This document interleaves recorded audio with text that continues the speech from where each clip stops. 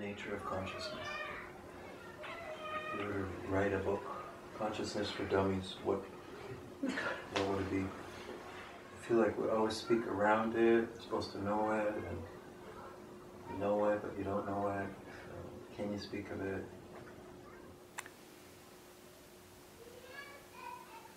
I like that. I like your suggestion to speak about it for dummies. And guess what? The most sophisticated expositions on the nature of consciousness are precisely that. Because anything that we can say about consciousness would necessarily limit consciousness. How come that which illumines everything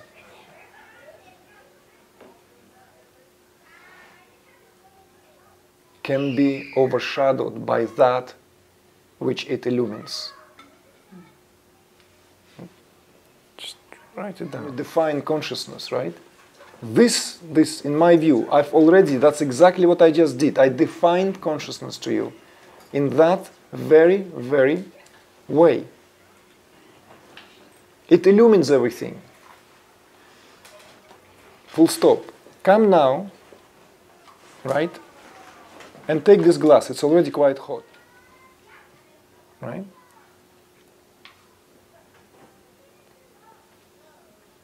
You see, everything that comes into proximity with this light becomes clearer, lighter.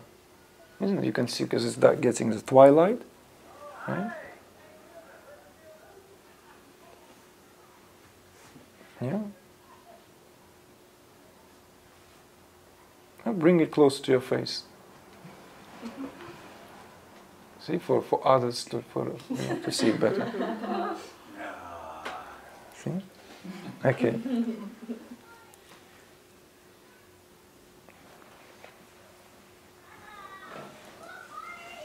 Now,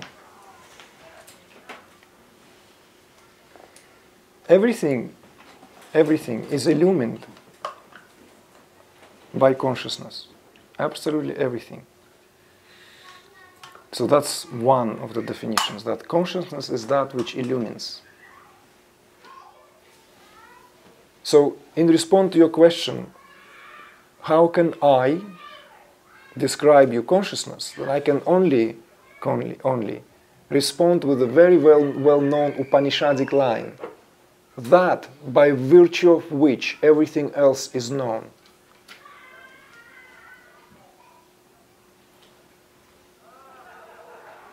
That by virtue of which everything else is known. But for practical purposes, that's what I can perceive. What do you mean by for practical purposes? How to utilize it? Yes. You have to come to my retreats. Otherwise, this will be, if you can just get enlightened like that, just evening gathering, that means your soul already traversed so many human incarnations, and it's in the last one, you know. I'll wait for the book to come out. So, this is why it takes us all the way back to the paradox we started this gathering with, when I said that there are teachings that enlightenment doesn't exist. The self doesn't need to realize itself. No one else realizes the self other than the self. All this is about the self. All love flows to the self.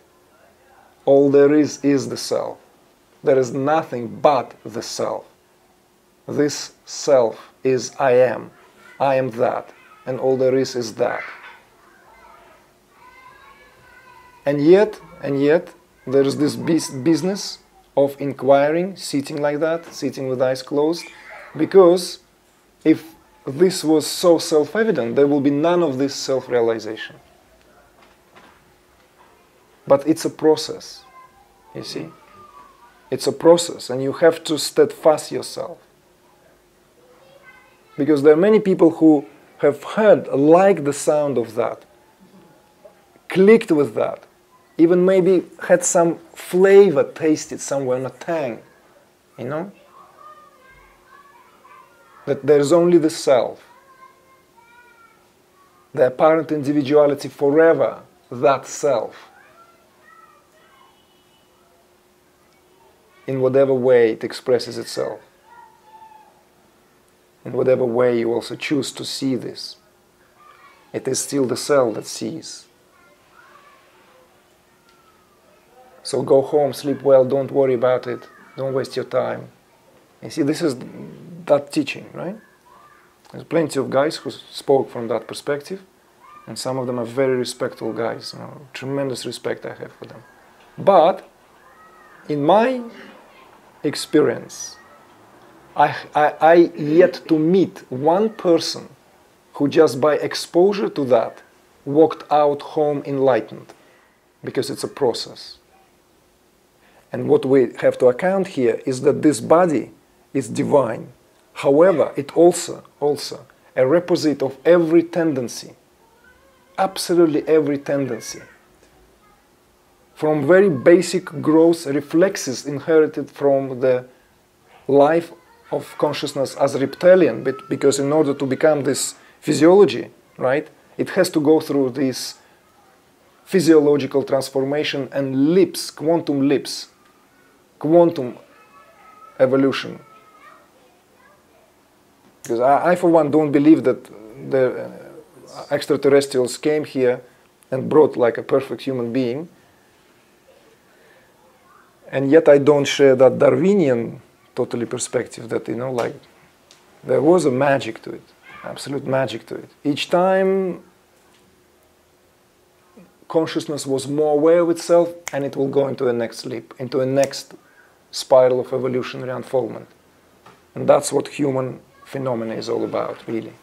And that's why it's so precious that we exercise these possibilities of yet another leap, another quantum leap in our evolution. How and what form it will take place, how it will look, we don't know. Why we don't know? Simply because if we knew, that means it would come from that place where it already collapsed as a possibility from the infinite field of all possibilities. If you will, that's the thrill of it all. But our job is here, is to align ourselves as much as we can, keep realigning ourselves. That's why when we decided to do a retreat here, outside of Vancouver, and what theme to give, and I thought the most appropriate theme would be that.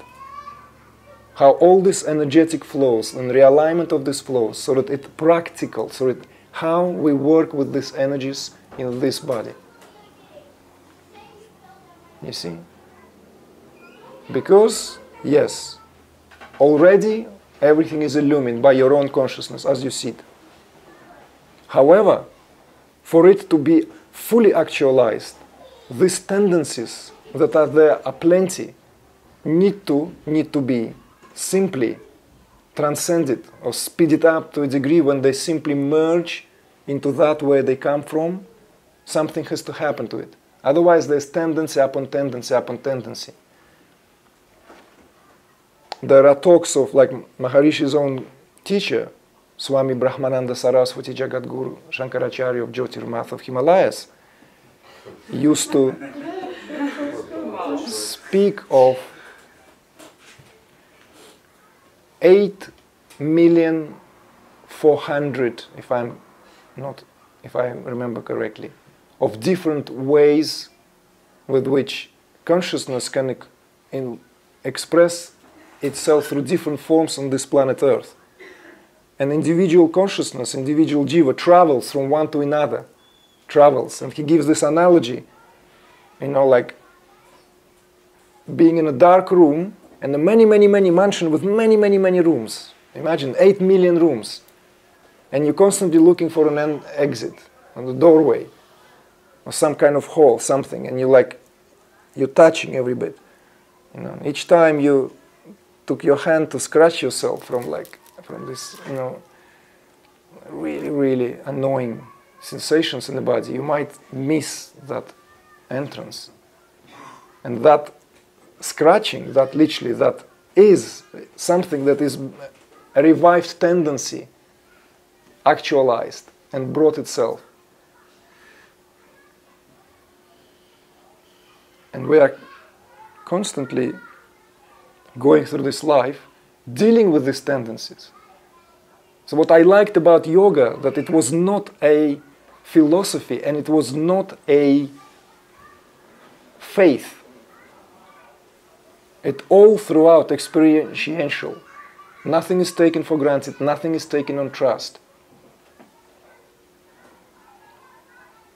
But the exposition is crystal clear, There are vasanas deeply seated, like this cake of vasanas, layers and layers and layers and layers of psychic tendencies. And it will take a sort of discrimination to cut through this multi-layered cake, to see at least what is there. Otherwise, we don't. We constantly are being up against tendencies upon tendencies upon tendencies. And this is what our life really is. So first we need to actually be born into this individuality. And this is why I speak about this as a process. As a process, because you first have to actually be who you are on this embodied level fuller before we can even begin to speak of bridging any possible gap with that subject-object relationship.